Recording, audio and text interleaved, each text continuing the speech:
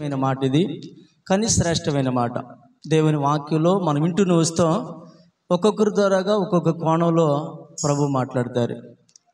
పరిశుద్ధాత్ముడు నాకు తెలియజేసి నాకు ఇచ్చిన మాట ఆదికాండం 26వ అధ్యాయం. ఈ కొత్త సంవత్సరంలో మీ అందరికీ దీవుని గురించే చెప్పాలనుకుంటున్నా. వేరే సందర్భాలు ఏం చెప్పాలనుకోవట్లేదు. మీరందరూ ఆశీర్వదించబడుదురుగాక. మీ సంతానం, మీ బిడ్డలందరూ ఆశీర్వదించబడుదురుగాక. అన్ని విషయాల్లో ఆశీర్వదించబడుదురుగాక. అన్ని విషయాల్లో ప్రభు దిల్లపు చేయునుగాక. ఆమేన్. దేవుని వాక్యంలో నుంచి మనం ఆదికాండము 26వ అధ్యాయము 12వ వచనాన్ని మనం దేవుని వాక్యంలో నుంచి దేవుని వాక్యాన్ని మనం చదువుకుందాం. ఇస్సాకు ఆ దేశమందున్నవాడై విత్తనము వేసి ఆ సంవత్సరము నూరంతల ఫలము పొందెను. యెహోవా అతనిని ఆశీర్వదించెను గనుక ఆ మనుషుడు గొప్పవాడై అతడు మిక్కిలి గొప్పవాడవుకు క్రమక్రమముగా అభివృద్ధి పొందుచూ వచ్చెను. దేవునికే మహిమ కలుగునుగాక. చాలా శ్రేష్టమైన మాటలు ఇక్కడ మనం విందాం. దేవుని బిడ్డలారా, ఆ సంవత్సరం ఏ సంవత్సరము అమ్మా? ఏ సంవత్సరం? ఆ సంవత్సరం ఏ సంవత్సరం? 2025 సంవత్సరం చెప్పాలి మనం. ఆ సంవత్సరం ముందు ఏం వేసాడంటే ఇస్సాకు విత్తనం వేసి చెప్పడం, నూరంతల ఆశీర్వాదం పొందండి. ఎంత అంట? 100 30 కాదు. వినాలి. కూర్చోవాలి. ఎక్కడోళ్ళాడు కూర్చోండి. మంచిళ్ళు కూడా తర్వాత, ఇక వాక్యం అయిపోయేదాకా మీరు మంచిళ్ళు కూడా తిరగకూడదు. ఎక్కడోళ్ళాడు కూర్చోవాలి. గుడ్ సప్గా వినాలి వాక్యాన్ని. దేవుడు ఆ సంవత్సరం మందు విత్తనం వేసి 100 ప్రతిఫలం, 100గా ఆశీర్వదించబడు. దేవుడు మాట తప్పని దేవుడు, ఎన్నడూ మాట తప్పడు. మన పితరుల కాలంలో ఉన్న దేవుడు అపోస్తుల కాలంలో ఉన్నాడు. అదే దేవుడు ఇప్పుడు వరకు కూడా ఉన్నాడు. ఆయన నిన్న నేడు నిరంతరము ఏకరీతిగా ఉన్నవాడు. ఆకాశం భూమి గతించిపోతాయేమో కానీ ఆయన మాటలు ఎన్నడూ గతించిపో. కొన్నిసార్లు మనమే నమ్మకత్వంలో నుంచి మనం దూరం వెళ్ళిపోవడం వల్ల మనం ప్రభువుని నమ్మక, వాక్యాన్ని నమ్మక, దేవుని సన్నిధికి దూరమై, వాక్యానికి దూరమై ఆశీర్వాదానికి దూరం అవుతున్నాం మనం. దేవుడు మీ అందరినీ మరోసారి ఆశీర్వదించునుగాక. ఈ నూతన సంవత్సరంలో మొదటి ఆదివారంలో మనం ఉన్నాం. అయితే దేవుని సమ్మకం ముందు, దేవుని సన్నిధిలో మనందరం చేరి ఉన్నాం. దేవుని బిడ్డలారా, ఇంతవరకు నువ్వు కరువు అనుభవించావు. 2024లో కరువు అనుభవించేవేమో, నష్టపోయేవేమో, శ్రమల పాలయ్యేవేమో. ఈ 2025 సంవత్సరంలో నువ్వు 100 ఆశీర్వాదం పొందుదువుగాక. 100 ఆశీర్వాదం ప్రభు నీకు అనుగ్రహించునుగాక. ఇవ్వగలిగిన దేవుడు. దేవుని బిడ్డలారా, ఇస్సాకుని ఎవరు ఆశీర్వదించారు? యెహోవా ఆశీర్వదించాడు గనక అతడు మిక్కిలి గొప్పవాడైపోయాడంట. ఒక మనుషుడు ఆశీర్వాదిస్తే ఎంతసేపు ఆశీర్వాదిస్తారు? ఒక మనుషులు దీవిస్తే ఎంతవరకు దీవించగలుగుతారు? ఇటీవలే ఒక వివాహం జరిగింది. ఆ వివాహానికి నేను కూడా వెళ్ళా. ప్రార్థన చేసేది నేనే. ఆ వివాహానికి వెళితే దేవుని బిడ్డలారా, జాగ్రత్తగా వినాలి. కొద్ది నిమిషాలు మనసు పెట్టి వినండి, అటు ఇటు మాట్లాడొద్దు. వివాహానికి వెళితే వాళ్ళు ఏం చేశారంటే 4 కార్యక్రమాలు అన్నీ చేసుకున్నారు. తల్లిదండ్రుల పాదాలు పట్టుకొని మీరు మమ్మల్ని దీవించండి అని చెప్పాడు. మీరు మమ్మల్ని, ఇద్దరు తల్లిదండ్రులు అంటే వారిని గౌరవించడం తప్పని నేను అనట్లేదు, కానీ దేవుని బిడ్డలారా, వారి కాళ్ళు పట్టుకొని వాళ్ళ కాళ్ళు నిండా ఏమన్నా బాగుండే అంటే వాళ్ళ కాళ్ళు నిండా గెజ్జే. సరే, వాళ్ళ చేతులు ఏమన్నా కాస్త ఆశీర్వాదకరంగా ఉన్నాయి అంటే శాపం అనుభవిస్తూ ఉన్నారు. ఆశీర్వాదం అనేది వారి జీవితాలలో లేదు. అయితే ప్రభు అయిన దేవుడు, పరిశుద్ధుడైన దేవుడు, సర్వాధికారి అయిన దేవుడు ఇస్సాకుని ఎలాగ ఆశీర్వదించాడంట? 100 ఆశీర్వదించాడు. అంత ఆశీర్వాదం ఎలా పొందగలిగాడు? దేవుని మాట అతను విన్నాడు. దేవునికి స్తోత్రం. ప్రభు ఏదైతే చెప్పాడో, దేవుడు ఏదైతే తెలియచేశాడో, దేవుని మాట ఒక్కటి కూడా మేరలేదు. మనం ఎన్నిసార్లు మేరుతాం చెప్పండి? సంవత్సరానికి 100 స్టెప్పులు వేస్తాం మనం, అవునా? దేవుని బిడ్డలారా, మనం విన్నట్టే వింటాము, విన్నాము కదా, విన్నట్టే వింటాం, లోబడినట్టే ఉంటాం, దైవ చిత్తానికి అప్పగించుకున్నట్టే ఉంటాం, కానీ అప్పగించుకోం. అందుకే మనం వెనకబడిపోతున్నాం కదా. కానీ దేవుడు నమ్మదగిన వాడు. దేవునికి స్తోత్రం. దేవుడు నిన్ను ఆశీర్వదించాలని దేవుని కోరిక. దేవుని యొక్క ఉద్దేశం ఏంటంటే నువ్వు ఫలించాలి, ఫలభరితంగా ఉండాలి, దేవుని నువ్వు ఆశీర్వాదకరంగా ఉండాలి అనేదే దేవుని యొక్క ఉద్దేశం. కానీ మన తలంపులు, మన ఆలోచనలు, మన నడిపింపు, మన తీర్మానాలు, మన తిద్దుబాటు ఏమంటే జనవరి వచ్చినప్పుడు మనకేమొస్తుంది? కొత్త తీర్మానాలు వస్తాయి. ఈ సంవత్సరం మాత్రం అని పొళ్ళని బెగబట్టుకుంటాం. 3 రోజుల తర్వాత మరలా లోక మామూలే, అన్ని మామూలే. అట్లా ఉండి ఆ విధంగా ఉంటే ఏ విధంగా మనం ఆశీర్వాదం పొందగలుగుతాం? మీరు ఆశీర్వాదం పొందాలంటే దేవుడు చెప్పిన మాట మనం విందుముగాక.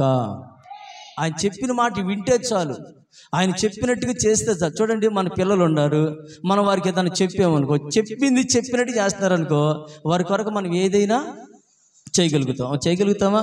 వారికి ఎంతైనా చేయగలుగుతాం. దేవునికి మహిమ కలుగును గాక. మనందరూ దేవుని పిల్లలం గనక మనం ఆయన మాట వింటే ఖచ్చితంగా ఎంత ఆశీర్వాదం మనకు? 30 దంతులు వద్దు. ఎన్ని దంతులు వద్దు అమ్మా చెప్పండి అమ్మ? ఎంత వద్దు? 30 దంతులు వద్దు, 60 దంతులు కూడా వద్దు. దేవుడు నమ్మదగిన వాడు. నువ్వు కొంతమంది ఏమనుకోండి, నాకు అంత సీన్ లేదులే, ఎంత 100 వంతుల పొంది అంత సీను నాకు లేదులే. అది ఎవరికో ఇస్తాడు కానీ అందరికి ఇస్తాడా? ఎవరైతే దేవుని వాక్యాన్ని నమ్ముతారో, ఎవరైతే తీసుకున్న వాగ్దానాన్ని నమ్ముతారో, ఎవరైతే దేవుని సన్నిధికి క్రమంగా దేవుని వద్దకు వస్తారో దేవుడు వారిని ఆశీర్వదిస్తాడు.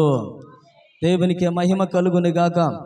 దేవుని బిడ్డలారా, ఆ దేశమందు దేవుని బిడ్డలారా ఎవరు ఆ సంవత్సరం మందు అతగాడు ఏం వేసాడంట? ఇత్తనము వేసాడు. ఏం వేసాడు చెప్పండి? ఇత్తనం వేసాడు. మనకు మత్తయి సువార్తలో ఒక మాట తెలుసు. మత్తయి సువార్త 13వ అధ్యాయంలో 3వ వచ్చిన భాగంలో అనుకుంటే ఒక మాట దేవుని వాక్యంలో రాయబడుతుంది. ఏమని అక్కడ రాయబడుతుంది అంటే 4 తలాంతుల గురించి రాయబడుతుంది. సందర్భం చదువుదాం ఆ మాటను కూడా దేవుని వాక్యంలో నుంచి. ఆయన వారిని చూచి చాలా సంగతులను ఉపమాన రీతిగా చెప్పెను. ఎట్లనగా, ఇదిగో విత్తువాడు విత్తుటకు బయలు వెళ్ళెను. విత్తుటకు బయలు వెళ్ళెను. వాడు విత్తుచుండగా కొన్ని విత్తనములు త్రోవ పక్కన పడెను. పక్షులు వచ్చి వాటిని తీసుకొని పోయెను. కొన్ని చాలా మన్ను లేని రాతి నేలను పడెను. అక్కడ మన్ను లోతుగా ఉండనందున అవి వెంటనే మొలిచెను గాని సూర్యుడు ఉదయించినప్పుడు అవి మాడి చాలు. దేవునికి మహిమ కలుగును గాక. చెప్పండి గట్టిగా హల్లెలూయా. యజమానుడు ఇత్తనాలు తీసుకున్నాడంట, వాక్యమైన ఇత్తనాలు తీసుకొని బయలుదేరాడు. దేవుని బిడ్డ చల్లుతూ ఉండగా కొన్ని ఎక్కడ పడ్డాయి? అమ్మా మీ నోర్లు ప్రభు తీర్చును గాక. కొన్ని ఇత్తనాలు ఎక్కడ పడ్డాయి? త్రోవ పక్కన పడ్డాయి. ఎక్కడమ్మా?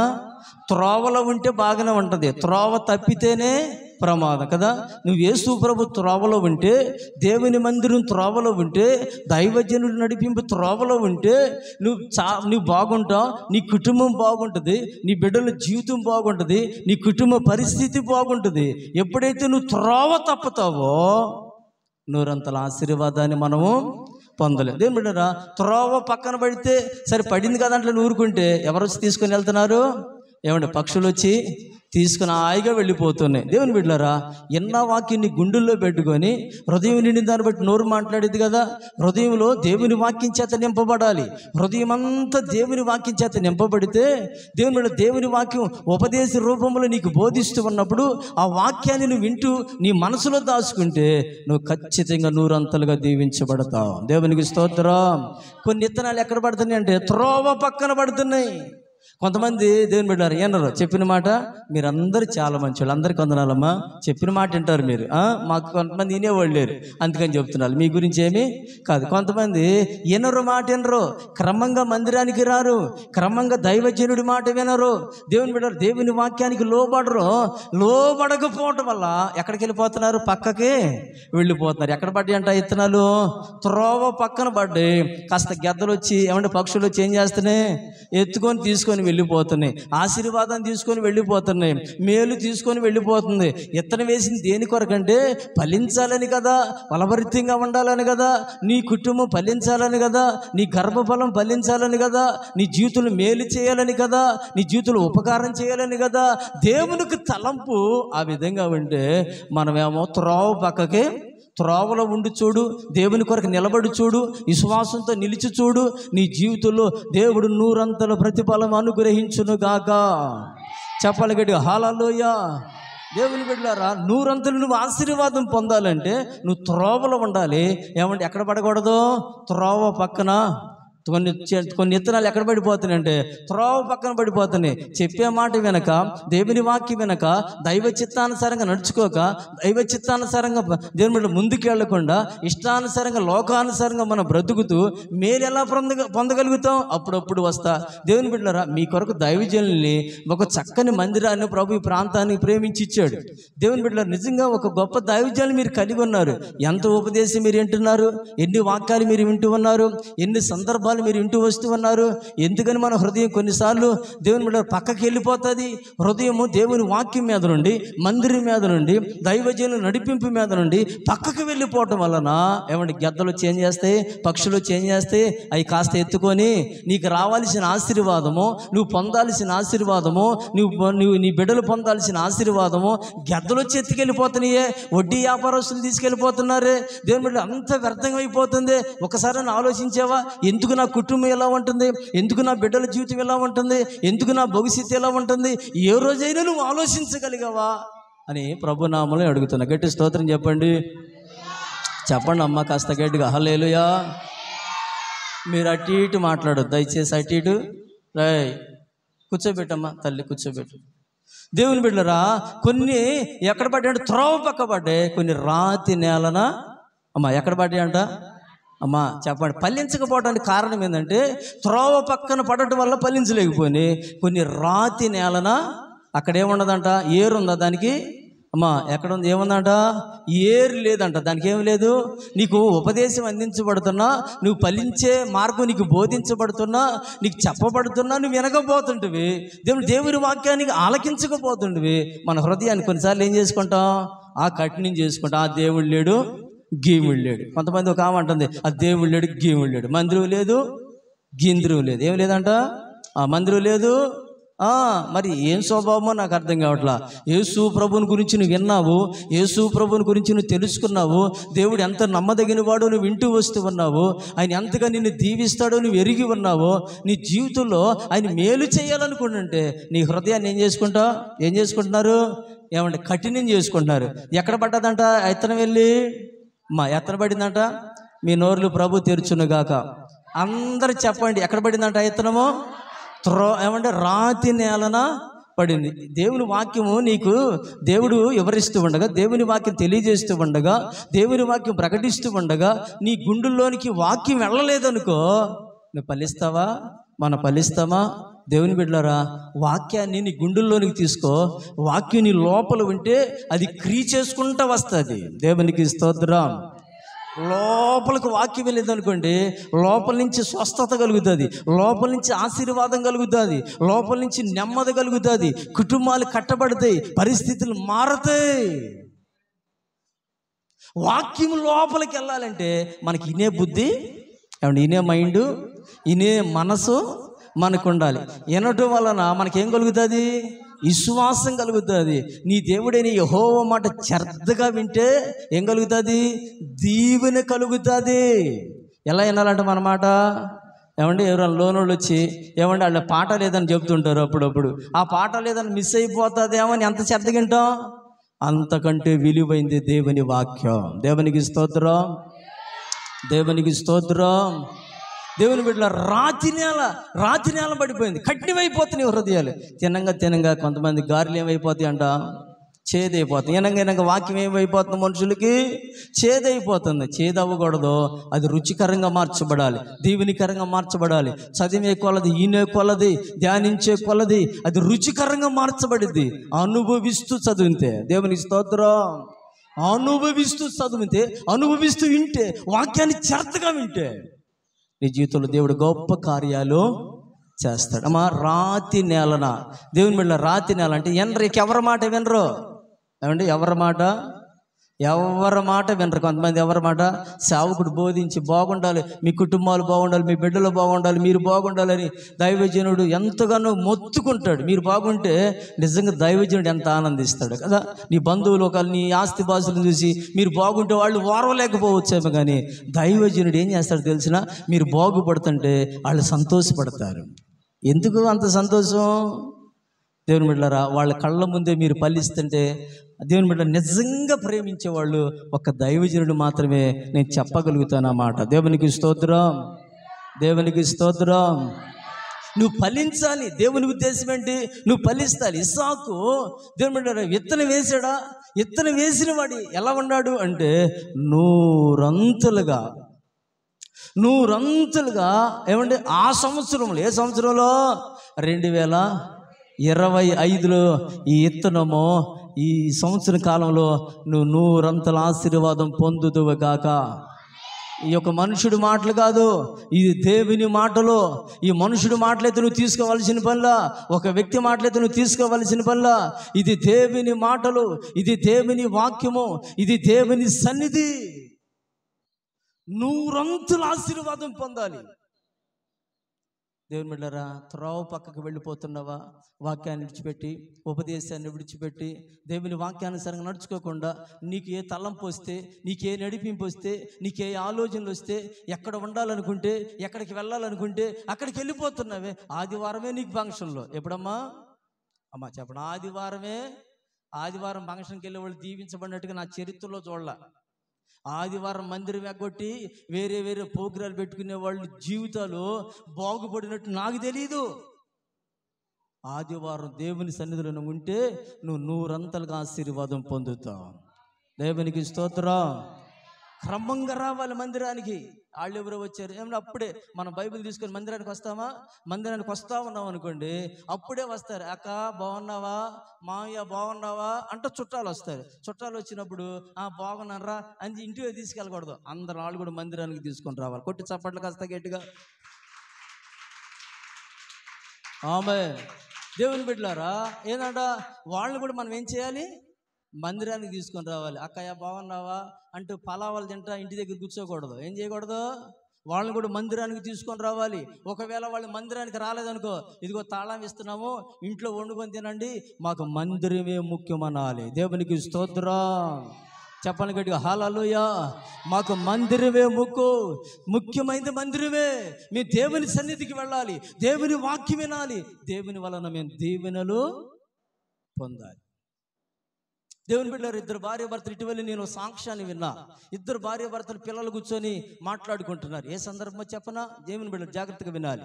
2 భార్యాభర్తలు కూర్చొని మాట్లాడుకుంటున్నారు. ఏమని మాట్లాడుకున్నారంటే, అమ్మా ఒకవేళ కాలం ముగిసి సమయం అయిపోయి ఒకవేళ నేనే ముందు చనిపోతే నా బాడీ, ఒకవేళ ఆదివారం రోజుగా నేను చనిపోతే నన్ను ఇంట్లో పనుకోబెట్టి మందిరానికి వెళ్ళు అని చెప్పాడంట భార్యకి. చప్పట్లు కొట్టి ప్రభుని స్తుతిద్దాం కాస్త గట్టిగా. ఎక్కడికి వెళ్ళాలంట? ఏమంటే భార్య ఏమంటున్నాడు భర్త? నేనే ఒకవేళ ముందు చనిపోయాను అనుకో, నన్ను ఇంట్లో పర్రుండి పెట్టి నువ్వు ముందు మందిరానికి వెళ్ళి ఆరాధన చేసిరా ప్రభుకి అని ఇద్దరు మాట్లాడు. ఒకవేళ అయ్యా నేను కూడా అలాంటి పరిస్థితిలో నీకంటే ముందు దాటిపోయి మహిమలోనికి వెళితే నన్ను అక్కడ పర్రుండి పెట్టి నువ్వు మందిరానికి వెళ్ళి అంటే, ఆ భార్యకి అనారోగ్యం వచ్చింది, బలహీనరాలు అయిపోయింది, చనిపోయింది. పరిస్థితులు చాలా. ఎప్పుడంటే ఆదివారం తెల్లవారుజామున చనిపోయింది. దేవుని బిడ్డరా, ఆరాధన 9:30కి మందిరంలో భార్య ఇంట్లో పడుకోబెట్టారు. దేవుని బిడ్డరా, పక్కన వాళ్ళకి తెలిసింది, అది దైవజనుడికి తెలియజేశారు. ఇంట్లో చెప్పలా, అయ్యా ఇలా జరిగిందని చెప్పలేదు.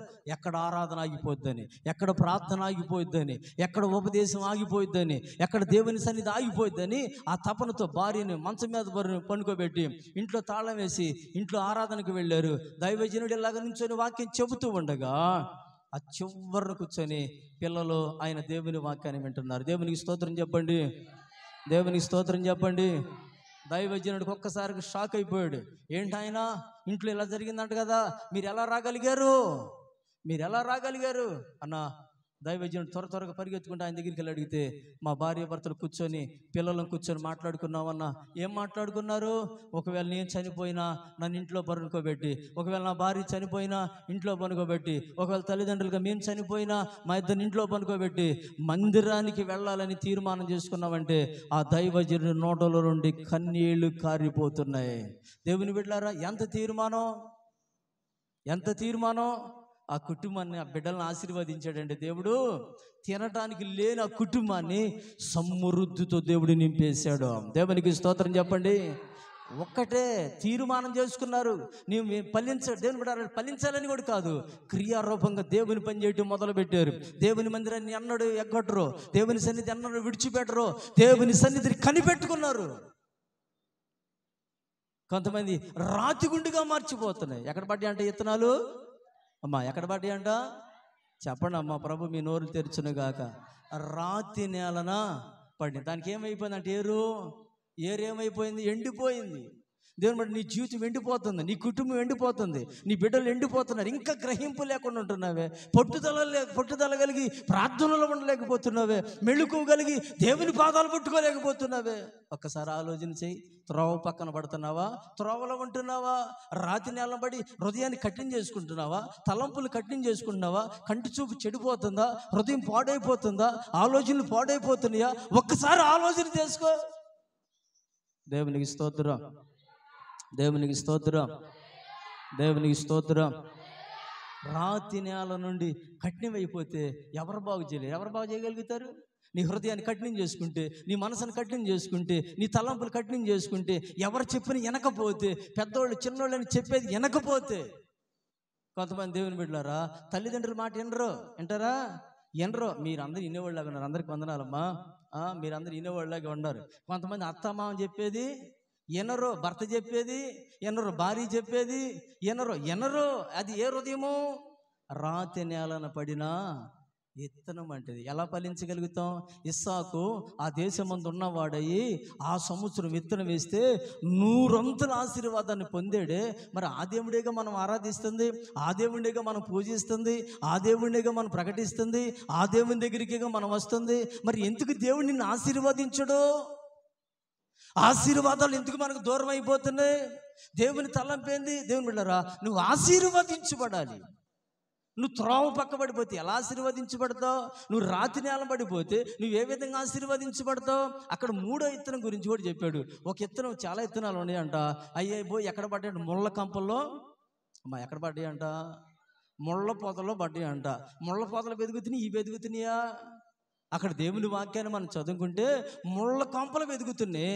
దేవుని బిడ్డలారా, ఏమంటే ఇత్తనాలు మాత్రం ఎందుకు అంటే క్రమం లేకపోతే దేవుని బిడ్డ చిక్కిస్తాడు. సైతాన్ గడు ఏం చేస్తాడు? రకరకాల బాధలు చిక్కిస్తాడు. నేను ఎక్కడ చిక్కించాలో ఎవరికి తెలుసు? వాడికి తెలుసు. దేవుని బిడ్డ హృదయ రహస్యాలు దేవుడు తెలుసు. దేవుడు మన వేషాలు ఎవరికి తెలుసు? సైతాన్ గడికి తెలుసు. మనం ఏ వేషం వేస్తున్నామో, ఏ పొజిషన్లో ఉన్నామో, ఏ పరిస్థితిలో ఉన్నామో. దేవుని బిడ్డ మన పరిస్థితిని బట్టి వాడు చిక్కిస్తాడు. అప్పుల్లో చిక్కిస్తాడు, అనారోగ్యంలో చిక్కిస్తాడు, వ్యర్థమైన దాంట్లో చిక్కిస్తాడు. దాంట్లో చిక్కున్నారు అనుకో, ఆ ముళ్ళ కంపలోంచి పైకి వచ్చినాడు ఎవడో? ప్రభు నిన్ను పైకి లేపునుగాక, ప్రభు నిన్ను పైకి లేపునుగాక. దేవుని వాక్యాన్ని నమ్మదగినవాడు మన ప్రభు. ఆయన ఎంతైనా నమ్మదగినవాడు. మాట ఇస్తే తప్పేవాడు. మరలా జ్ఞాపకం చేస్తున్నా, ఆకాశం భూమి గతించిపోయినా ఆయన మాటలు ఎన్నడూ. ఎంత నమ్మాలండి ప్రభుని? మనం అనుమానించొద్దు, ప్రభుని అనుమానించొద్దు, ఆయన అనుమానించొద్దు. నువ్వే మేలు పొందలేవు. సంపూర్ణంగా హృదయపూర్వకంగా నమ్ము, ఎలుగెత్తి ప్రార్థన చేయి. దేవుడు నమ్మదగినవాడు, ఆయన నిన్ను బలపరుస్తాడు. దేవునికి స్తోత్రం. 4వ విత్తనం ఆడబడిందంట. ఆ యజమానుడు ఎక్కడ పడిందంట? ఆ విత్తనం పోయి మంచి నేలన పడిందంట. కొట్టు చప్పట్లు కాస్తగా, కొట్టు. ఆమేన్. ఏంది మంచి నేలను పట్టడం అంటే?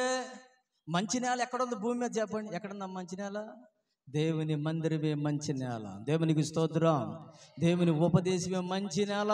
నువ్వు అక్కడ నాటబడాలి. ఇక్కడ నాటబడితే, అందుకే కీర్తనకారుడు అంటాడు కదా, నేను దేవుని మందిరంలో పచ్చని ఒలీవ మొక్కవలే. అమ్మా ఎట్లా ఉన్నాడంటమ్మా? నేనైతే దేవుని మందిరంలో పచ్చని ఒలీవ చెట్టు వలె మొక్క వలె తిన్నగా ఎదుగుతున్నాడంట. ఎక్కలేని ఎత్తైన కొండను దేవుడు మాట తప్పేవాడా? మనమే మాట వెనక ఏమండి 30 బుద్ధులు, ఎన్ని బుద్ధులు మనకి? ప్రారంభంలో మాకు కూడా ఉండేది. అందుకోసం మన టాలెంట్ మనకి, ఎందుకంటే నాకు మీ సగం నాకు ఎందుకు లేనిపోయింది.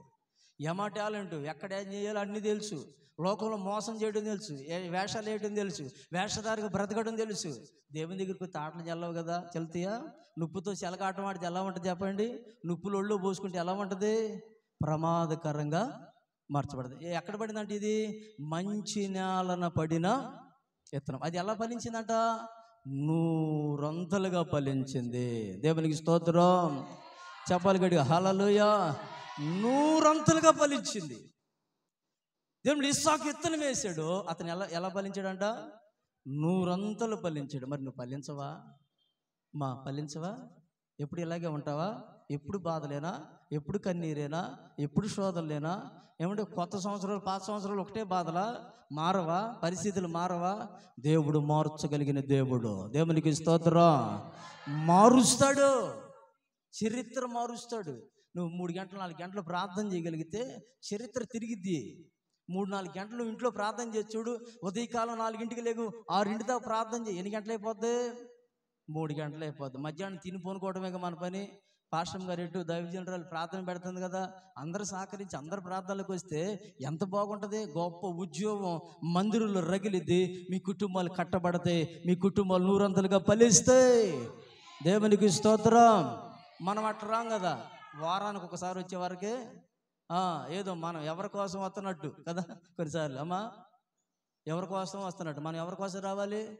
మన కోసమే మనం రావాలమ్మా. దేవునికి స్తోత్రం. ఒక సందర్భాన్ని జ్ఞాపకం చేసేదా దేవుని బిడ్డలారా? ఒక సందర్భాన్ని జ్ఞాపకం చేస్తా.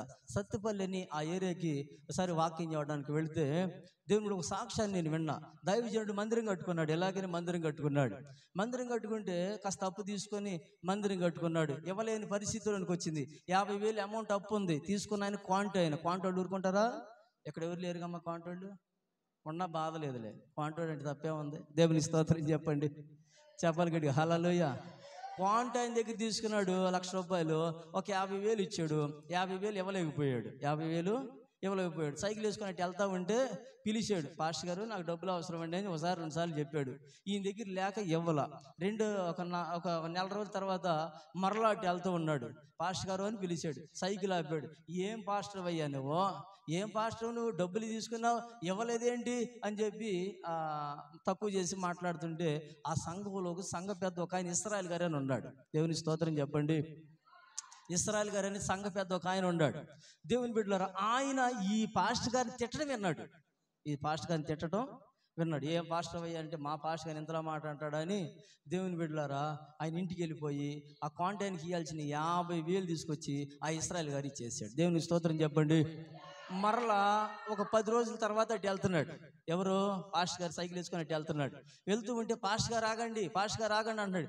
ఎక్కడ డబ్బులు అడిగి నన్ను అవమానపరుస్తాడని, అంటే ఇచ్చిన సంగతి పాస్టర్ గారికి తెలియదు. వీళ్ళ సైకిల్ వేసుకుని వెళ్తుంటే మళ్ళీ ఎక్కడ పరుగు పోయిద్దని ఇటు నుంచి వెళ్ళబోతుంటే, పాస్టర్ గారు నిన్నేమన్నాండి, ఒక్క మాట వినాలండి అని అంటే, ఏందో చెప్పిన ఆయన ఉనుకుతా పాస్టర్ గారు వెళ్ళి అటు నుంచిన వారికి, అయ్యా ఆపినంతకాలం ఆపేవు కానీ మొత్తం ఇచ్చామన్నాడు. గట్టి స్తోత్రం చెప్పు.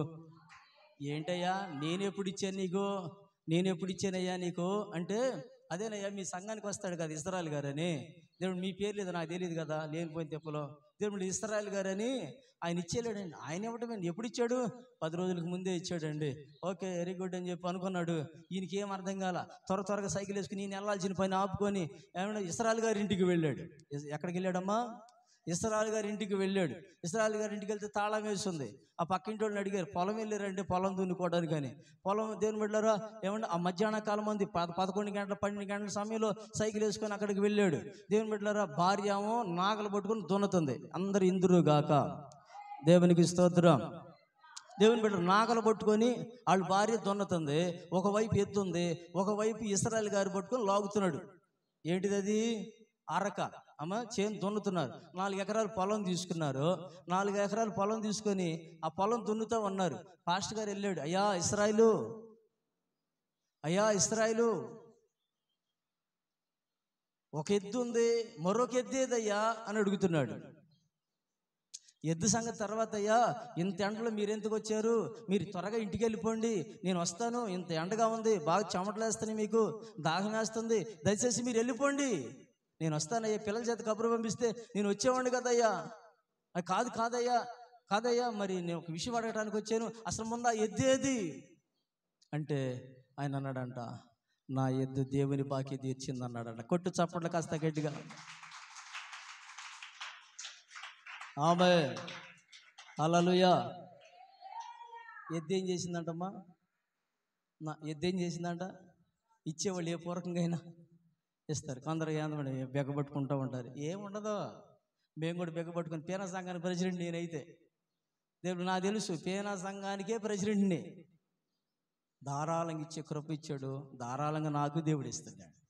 నిజంగా చెప్తున్నా, దీనస్థితిలో దైవజనులకు తెలుసు, పాస్టర్ గారు కూడా తెలుసు, దీనస్థితి, తినటానికి పట్టెడు అన్నం లేని ఆకలి కలవడించిపోయేవాడిని. మీరందరూ వస్తే గంటలో వండి పెట్టే కృప ప్రభు ఇచ్చాడు. దేవునికి స్తోత్రం. దేవుని బిడ్డలారా, ఆ దైవజనుడు ఎద్దేం చేసావా అంటే, నా ఎద్దు దేవుని బాకీ తీర్చింది. ఎద్దు దేవుని బాకీ తీర్చడం ఏంటయ్యా అంటే, అయ్యా ఆ రోజు ఆ కాంటాక్ట్ నిన్ను అడుగుతూ ఉన్నాడు కదా, ఆ అమౌంట్ నా ఎద్దు అమ్మి, నా దగ్గర అమౌంట్ లేవు, డబ్బులు లేవు, ఏం చేయాలి అర్థం కావట్లేదు, నా దైవజనుడు తలదించుకోవడం నాకు ఇష్టం లేదు అని వెంటనే ఉన్న పోటున ఎద్దు నమ్మి ఆ 50,000 అమౌంట్ ఆయన కట్టేసానయ్యా అంటే, దైవజనుడు అక్కడే కన్నీరు విడిచి ఆ పొలంలో దిగి కన్నీరు విడిచి ప్రార్థన చేసేస్తే 4 ఎకరాల్లో 10 ఎకరాల్లో పండాల్సిన పంట ఏమంటే 4 ఎకరాల్లో దేవుడు ఇచ్చాడు. దేవునికి స్తోత్రం కలుగును గాక. ఇచ్చింది ఎంత అమ్మా? ఆయన ఎంత ఇచ్చాడు? ఏ పరిస్థితులు ఇచ్చాడు? భుజం అంతా కొట్టుకుపోతుంది. 4 ఎకరాలు ఒక ఎద్దు నుంచుంటే ఇతను ఇశ్రాయేలు అనే వ్యక్తి తన భార్య కష్టపడి పని చేస్తారు, మందిరాన్ని మాత్రం ఎన్నడూ విడిచిపెట్టరు. దేవుని బిడ్డలారా, ఇతను వేశారు, 4 ఎకరాలు వేశారు, 10 ఎకరాలు పంట పండిందండి వాళ్ళకి. చుట్టుపక్కల వాళ్ళంతా ఎండిపోతుంది, చుట్టుపక్కల వాళ్ళంతా ఆశీర్వాదం లేదు, వీళ్ళు మాత్రమే ఆశీర్వాదం పొందారు. ఎందుకనంట? త్యాగపూరితమైన మనసు. అమ్మా, 100 ఫలించాలి. ఊరకనే వస్తాయి ఆ ఫలాలు? చెట్టు నాటాలి, చెట్టుకి ఎరి వెయ్యాలి, దాని చుట్టూ కంచి వెయ్యాలి. దేవుని స్తోత్రం. మంచి నేలను పడిన విత్తనం వలె నువ్వు ఈరోజు మార్చబడుదువుగాక. మంచి నేలను పడిన విత్తనం వలె ఉండాలి. ఏదో ఉంటున్నాం, ఏదో వెళుతున్నాం, ఏదో వస్తున్నాం, ఏదో మందిరానికి వెళ్తున్నాం కానండి, ఏంటంట మందిరానికి వెళ్తున్నాం కానండి అంత చూడలేకపోతే అంత ఎలా చూడగలుగుతావు? నీలో ఒక ప్రత్యేకమైన తీర్మానం రావాలి. దేవునికి స్తోత్రం. ఎక్కువగా ప్రార్థన చేయండి, ఎక్కువగా దేవునితో కనెక్షన్ పెట్టుకొని ఉండండి.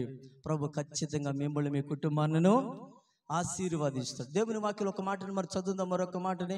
నేను సమయాన్ని బట్టి నేను ముందుకు వెళ్తాను, దైవజనులు నాకు ఇచ్చిన సమయాన్ని బట్టి నేను ముందుకు వెళ్తాను. దేవుని వాక్యంలో మరొక మాటని మనం చదువుకుందాం.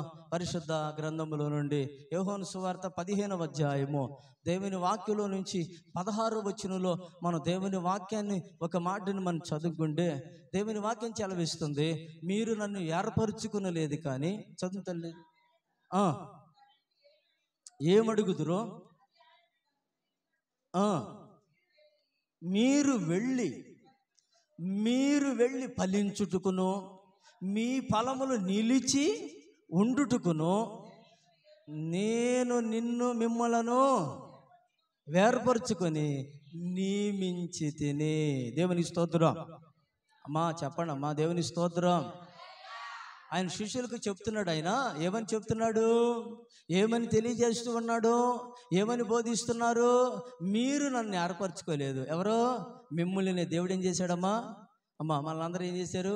మురుకులో, పాపములో, శాపములో కొట్టులాడుతున్న మనల్ని వెతికి నశించిన దాన్ని వెతికి రక్షించుటకు మనిషి కుమారుడు వచ్చి నన్ను రక్షించాడే ఆ ప్రభు. పరిశుద్ధుడైన, పాపము లేనివాడు, పాపము లేని పరిశుద్ధుడైన మహోన్నతుడైన దేవుడు, ఎవరో పట్టజాలని ఉన్నతమైన స్థలములో ఉండేవాడు. ఆ దేవుడిని తనను తాను తగ్గించుకొని వచ్చాడు. ఎందుకో చెప్పనా? దేవుని బిడ్డలారా, నువ్వు లోకంలో ఉన్నా, లోకంలో మనం ఉంటే ఆయన మనతో కూడా ఉండి మరలా మన లోకంలోనికి పంపించి నువ్వు ఫలించాలి. ఆ ఫలాలు నీ మీద ఏం చేయాలంట? నిలిచి ఉండాలి. ఫలాలు ఏం చేయాలి చెప్పండి అమ్మా? ఏదో తిన్నాం అయిపోయింది అన్నట్టు కాకుండా మన మీద ఫలాలు ఏముండాలంట? ఏమంటే 100 ఆశీర్వాదం నిలిచి ఉండాలి. దేవునికి స్తోత్రం, దేవునికి స్తోత్రం. వెళ్ళిపోండి అయ్యా అన్నాడు చెప్తున్నారు, వెళ్ళిపోండి అయ్యా అన్నాడు చెప్తున్నారు. గట్టి స్తోత్రం చెప్పండి. మరి అలా చెప్తే ఇబ్బంది ఉండదు కదా. దేవుని బిడ్డలారా, ఫలాలు ఏం చేయాలంట? మీ మీద నిలిచి ఉండాలి. ఏం చేయాలి చెప్పండి? మీరు లోకంలోనికి వెళ్ళండి, లోకంలో అనేకులు ఎదుటికి మీరు వెళ్ళండి, దేవుని వాక్యం ప్రకటించండి, దేవుని వాక్యాన్ని తెలియచేయండి, దైవజనులతో కలిసి సహకరించండి. దేవుడు ఖచ్చితంగా ఏం చేస్తాడంట? ఆయన దేవుడు అంటాడు, యేసుక్రీస్తు ప్రభు అంటాడు, ఫలాలు మీ మీద నిలిచి ఉండాలి, మీరు ఫలించాలి అన్నాడు. ఫలించటమే కాదు, మీ ఫలాలు ఎక్కడ ఉండాలంట?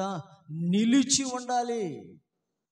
దేవుని ఆలోచన ఏంటంటే నిలిచి ఉండాలి. ఏదో పొందుకున్నాం, ఏదో తింటున్నాం, ఏదో కడిగేసుకున్నాం, అయిపోయింది, ఈ సంవత్సరం బాగలేదండి, ఈ సంవత్సరం ఏం కాలేదంట.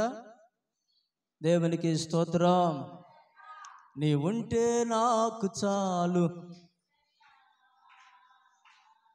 నీ వెంటే నేను ఉంటానేసయ్యా,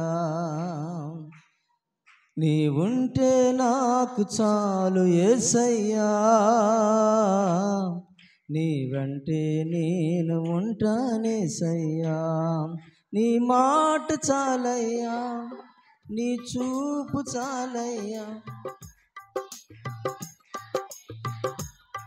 నీ నీడ చాలయ్యా, నీ మాట చాలయ్యా, నీ చూపు చాలయ్యా, నీ తోడు చాలయ్యా. అందరూ చప్పట్లు కొట్టు. నీ ఉంటే నాకు యేసయ్యా, నీ వెంటే నేను ఉంటానేసయ్యా, నీ వెంటే నేను ఉంటానేసయ్యా. ఎన్ని బాధలున్నానో, ఇబ్బందులెదురైనాను, ఎంత నిష్ఠురమైనను, నీ మాట చాలయ్యా, నీ గట్టిగా నీ నీడ చాలయ్యా, నీ ఉంటే నాకు చాలు యేసయ్యా, నీ వెంటే నీ ఉంటానేసయ్యా. బ్రతుకునావా పగిలినా, కడలి పాలైనను, అలలు వేసినా, ఆశలు అనగాడినా, బ్రతుకునావా పగిలినా, కడలి పాలైనను, అలలు ముంచి వేసినా, ఆశలు అనగాడినా, నీ మాట చాలయ్యా. అందరూ నీ చూపు నీ తోడు చాలయ్యా, నీ నీడ చాలయ్యా. మరోసారి నీ మాట, నీ చూపు చాలయ్యా, నీ తోడు చాలయ్యా, నీ నీడ చాలయ్యా, నీ ఉంటే నాకు యేసయ్యా, నీ వెంటే నేను ఉంటానేసయ్యా. ఆస్తులన్నీయు పోయినా, అనాథగా మిగిలినా, ఆప్తులే నన్ను విడనాడినా, ఆరోగ్యం క్షీణించినా, ఆస్తులన్నీయు పోయినా, అనాథగా మిగిలినా, ఆప్తులే నన్ను విడనాడినా, ఆరోగ్యం క్షీణించినా, నీ మాట చాలయ్యా, నీ చూపు చాలయ్యా, నీ తోడు చాలయ్యా, నీ నీడ చాలయ్యా, నీ మాట చాలయ్యా, నీ చూపు చాలయ్యా, నీ తోడు చాలయ్యా, నీ నీడ చాలయ్యా, నీ ఉంటే నాకు యేసయ్యా, నీ వెంటే నేను ఉంటానేసయ్యా. అందరు కలిసి నీ ఉంటే నాకు యేసయ్యా, నీ వెంటే నేను ఉంటానేసయ్యా. నీకు ఇలాలో ఏదియో లేదు అసాధ్యం, నీదు కృపతో నాకేదియో రాగిల సమానము. నీ మాట నీ చూపు చాలయ్యా, నీ తోడు చాలయ్యా, నీ నీడు చాలయ్యా. నీ మాట చాలయ్యా, నీ చూపు చాలయ్యా, నీ తోడు చాలయ్యా, నీ నీడు చాలయ్యా, నీ నీడ చాలయ్యా. దేవునికి స్తోత్రం, దేవునికి స్తోత్రం. నీ ఫలములు నిలిచి ఉండాలి. ఏదో వస్తున్నాం వెళ్ళిపోతున్నామంటే కుదరదు. ఈ సంవత్సరంలో నీ ఫలాలు నిలిచి ఉండాలి. నీ బిడ్డలు బాగుండాలి, నీ కుటుంబాలు బాగుండాలి, ఈ పరిచర్య ఆశీర్వాదకరంగా ఉండాలి. దేవుడు ఆ ఫలింపులోనికి తీసుకొని వెళ్ళునుగాక. దేవునికి స్తోత్రం. చివరికి ఒక మాట చెప్పి నేను ముగిస్తాను. చివరికి ఒక మాట చెప్పి నేను ముగిస్తాను. యెషయా గ్రంథం దేవుని వాక్యంలో నుంచి 5వ అధ్యాయం. యెషయా గ్రంథం 5వ అధ్యాయం 2వ వచనం. మనం దేవుని వాక్యంలో ఒక మాట చెప్పి నేను ముగిస్తాను. ముగింపులోనికి వచ్చేస్తున్నాను. మొదటి వచనం నుంచి చదువు. మొదటి వచనం నుండి. నా ప్రియుని గురించి పాడేదను, నా ప్రియుడి గురించి నేను పాడేదను వినుడి. అతని ద్రాక్ష తోటను బట్టి, అతని ద్రాక్ష తోటను కట్టి నాకు ఇష్టడైన వానిని గురించి పాడేదను వినుడి. సత్తువు భూమి గల కొండ మీద నా ప్రియునికి ఒక ద్రాక్ష తోట, నా ప్రియునికి ఒక ద్రాక్ష తోట ఉండెను. ఆయన దానిని బాగుగా త్రవ్వి రాళ్లను వేరి అందులో శ్రేష్టమైన ద్రాక్ష తీగలను నాటించెను. దేవునికి స్తోత్రం చెప్పండి. ఇంకా చాలా విషయాలు ఉన్నాయి, తర్వాత చదువుకోండి. ఇంకొక వారం ఏదైనా వస్తే చెప్పగలుగుతా. ఇది ఒక్కటే గంట ప్రసంగం పట్టింది. గట్టి స్తోత్రం చెప్పండి, చెప్పాలి గట్టిగా. హల్లెలూయా. ప్రియుడికి యేసుక్రీస్తు ప్రభుకి ఏముందంట? ద్రాక్ష తోట. ఎక్కడుందంట? అది కొండ మీద ఉందంటమ్మా. ఎక్కడుందంట? కొండ మీద ఉందంట. దాన్ని బాగా త్రవ్విచ్చాడంట. ఎందుకు? అది ఫలించాలని. దేవునికి స్తోత్రం. ఫలించడం కాదు, రాళ్ళన్నీ ఏం చేస్తున్నాడు? అమ్మ చెప్పండి అమ్మా, రాళ్ళన్నీ ఏం చేస్తున్నాడు? నీలో ఏ రాయి ఉందో, నీలో ఏ రాయి ఉందో అది పూర్తిగా తొలగకపోతే నువ్వు ఫలించలేవు. దేవుని బిడ్డ రాళ్ళన్నీ ఎరించేసాడంట. బాగుగా త్రవ్వాడు. దాన్ని తవ్వుతూ ఉండగా రాళ్ళు దేవుని బిడ్డ ఏమండే, నువ్వు ఎదగకుండా, నువ్వు ఫలించకుండా, నువ్వు అభివృద్ధి పొందకుండా, నీ జీవితంలో ఉన్నతమైన స్థితిలోనికి వెళ్లకుండా, నీ బిడ్డల భవిష్యత్తు పాడైపోవడానికి కారణం ఎవరో ఒక్కసారి మనమే విమర్శించుకుందాము గాక. దేవునికి స్తోత్రం, దేవునికి స్తోత్రం. దేవుని బిడ్డల రాళ్ళన్నీ ఏరేసి ఆయన ద్రాక్ష చెట్టులను ఏం చేశాడంట? ఆయన నాటించాడు. చెప్పండి, ఏం చేశాడు? ఈ ఉన్న ఆత్మలు సరిపోవు, ఈ ఉన్న ద్రాక్ష తోట సరిపోదు. ఇంకా కొత్త ద్రాక్ష చెట్టులని, ఇంకా క్రొత్త వారిని, అన్ని జనులను తీసుకొచ్చి ఇదిగో ఈ మందిరం అనే ద్రాక్ష చెట్టులో, ద్రాక్ష తోటలో ఆయన యజమానుడిగా ఇక్కడుండి ఆయనే నాటించబోతున్నాడు. దేవునికే మహిమ కలుగును గాక. నాటిస్తాడు ఆయన. ఎందుకో చెప్పనా? ఆయన మన కాపర గనక, ఆయన మన తండ్రి గనక, ఆయనే తోట యజమానుడు గనక. దేవుని బిడ్డలారా, ఆయన వీరిని కాపరగా పెట్టిన దేవుడు, ఆయన ప్రధానమైన కాపరు. ఆయనే వచ్చి రాళ్ళన్నిటిని తొలగిస్తాడు. రాళ్ళన్నిటిని ఏం చేస్తాడు? రాళ్ళన్నిటిని తొలగించేసి ద్రాక్ష చెట్టులు నాటుతాడు. ఎందుకో చెప్పనా? దేవుని బిడ్డలారా, జాలి గల్ల దేవుడు ఏం చేస్తాడు తెలిసిన? ద్రాక్ష చెట్లు ఎక్కడైతే కొరతగా ఉందో, ఎక్కడైతే ఎలుతుగా ఉందో అక్కడ ద్రాక్ష చెట్లు నాటించి వాటి ద్వారాగా అభివృద్ధిలోనికి తీసుకొని వెళతాడు. దేవునికి స్తోత్రం. ఇంకా కింద దేవుని వాక్యం చాలా విషయాలు ఉన్నాయి అక్కడ. ఇప్పుడు నాకు చెప్పడానికి సమయం లేదు కనుక నేను ముగిస్తున్నాను. దేవుని బిడ్డలారా, అక్కడ చాలా విషయాలు ఉన్నాయి. అక్కడ కంచి వేసి పెట్టాడు. ఆ కంచి ఆయన ఏం చేస్తాడంట, తర్వాత ఇంటికి వెళ్ళిన తర్వాత మీరు చదువుకోండి. ప్రభు చిత్తమైతే మరొక రోజున వచ్చినప్పుడు నేను పంచుకుంటాను. దేవుని బిడ్డలారా, రాళ్ళన్నీ దేవుడు వేరు పారేసి, పనికిరానంతా దేవుడు తీసి పారేసి, పనికొచ్చే ద్రాక్ష చెట్టులని మరలా నాటాడు. లేత మొక్కలు మరలా నాటాడు. అవి అభివృద్ధిలోనికి తీసుకొని వెళ్తున్నాడు. ఉన్నతమైన స్థితిలోనికి తీసుకొని వెళ్తున్నాడు. 100 ప్రతిఫలాన్ని అనుగ్రహిస్తున్నాడు. దేవునికి స్తోత్రం. అందుకే ప్రభు అంటాడు, నేను నిజమైన ద్రాక్షవల్లిని, మీరు నాలో అంటగట్టబడాలి. ఎవరి ద్రాక్షవల్లి? యేసుక్రీస్తు ప్రభు ద్రాక్షవల్లి. దేవుడు అక్కడ ఇంకా కింద యెషయా గ్రంథంలో అక్కడ కింద రాస్తాడు, దేవుని బిడ్డలారా, ఎదగంగా అంట కారు ద్రాక్షలు ఉన్నాయంట. ఏ ద్రాక్షలు? చేదైన అనుభవాలు జీవితంలో, మన జీవితంలో రాకూడదు. ఏమండి దేవుని వాక్యం చెలవిస్తుంది కదా, అక్కడ రాయబడుతుంది కింద, మీరు తర్వాత చదువుకోండి. కారు ద్రాక్షాలు కాస్తున్నాయి అంట.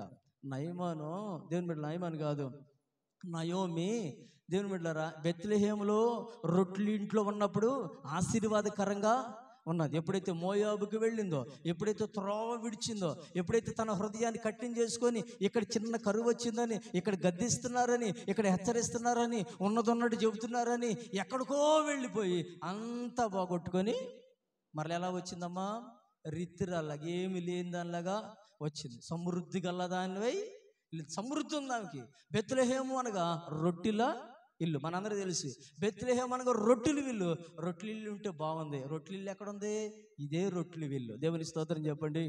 ఈ ఇంట్లో ఉంటే నీకు కావలసిన మేత దేవుడు పెడతాడు. నువ్వు ఎక్కడ నాటబడాలో, ఎప్పుడు ఫలించాలో, ఏ విధంగా ఎరువేయాలో, ఏ విధంగా నీరు పోయాలో, ఏ విధంగా ఉపదేశం అందించాలో అన్నీ ఇక్కడ అందించబడితే నువ్వు బహుగా విస్తరింపబడుదువుగాక. నీవు నేను బాగుండాలని మహోన్నతుడైన దేవుడు, పరిశుద్ధుడైన దేవుడు, ఎవరు సమీపించని తేజస్సులు ఉండే దేవుడు, దేవుని బిడ్డలారా, ఆయన మహిమ సింహాసనాన్ని విడిచిపెట్టి మన కొరకు సిలువకు ఏమెక్కడమ్మా? ఏమెక్కాడు? సింహాసనం. ఎవరు విడిచిపెట్టాడు? ఎవరైనా విడిచిపెడతారా? సింహాసనం విడిచిపెట్టి కోట్ల కొలది దేవదూతలు ఉన్నారు అక్కడ, వారందరూ విడిచిపెట్టి ఆయన ఈ భూమి మీదకి వచ్చి ఇదిగో సింహాసనం విడిచిపెట్టి సిలువలో వేలాడుతున్నాడు. ఏమీ లేనివాడిగా మార్చబడ్డాడు. పిడిగుద్దుల చేత గాయాలు, శరీరం అంతా గాయాలు, రూపమంతా మారిపోయి నీ కొరకు నా కొరకు ప్రాణం అర్పించి మన కొరకు చనిపోయాడు. సమాధుల్లో నుంచి తిరిగి 3వ రోజున లేచిన సజీవుడైన దేవుడు, మనం ఆరాధిస్తున్న దేవుడు. ఆయనే నిజమైన దేవుడు, ఆయన నిజమైన ఆరాధికుడు, ఆయన ఒక్కడే పూజార్కుడు. ఆయన మరణాన్ని గెలిచాడు. ప్రపంచంలో ఎవడు గెలవలా. ఎవరి తరమో? ఈయనే ఆరాధించుటకు పాత్రుడైన దేవుడు. సమాధిని గెలిచాడు, లేచి పరలోకానికి వెళ్ళాడు. ఇప్పుడు మనం సజీవులుగా ఉన్నాం. మనలందరూ కూడా ఆయన రాజ్యానికి తీసుకుని వెళ్తాడు. మీరు ఆ విధంగా ప్రభు మిమ్మల్ని ఫలింప చేసి ఆశీర్వదించునుగాక. అందరం లేచి నిలబడదాం. దయచేసి అందరూ లేచి నిలబడదాం.